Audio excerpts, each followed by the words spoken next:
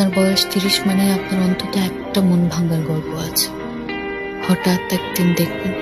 সময়ের জনপ্রিয় অভিনেত্রী মেহজাবিন চৌধুরী। একসময় ঈদে ডজনের বেশি নাটকে দেখা যেত জনপ্রিয় অভিনেত্রী মেহজাবিন চৌধুরীকে, কিন্তু সময়ের পরিক্রমায় সেই সংখ্যাটা কমিয়ে দিয়েছেন তিনি।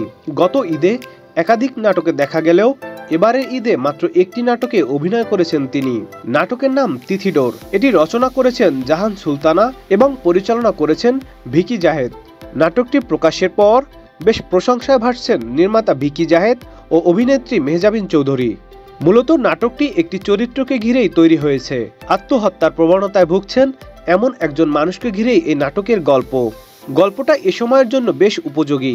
আত্মহত্যা করার প্রবণতা যাদের মধ্যে থাকে তাদের কারণে সমাজে এবং পরিবারের উপর যে প্রভাব পড়ে তা তুলে ধরার চেষ্টা করা হয়েছে এই নাটকে।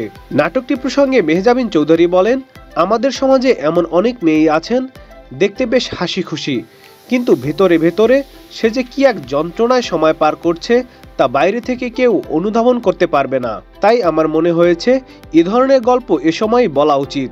আমি নাটকের কাজ এখন খুবই কম করি, কিন্তু তারপরও এ ধরনের গল্প সমাজের মানুষের কাছে তুলে ধরার জন্য শিল্পী হিসেবে আমার দায়বদ্ধতার জায়গা থেকে এ নাটকে অভিনয় করা।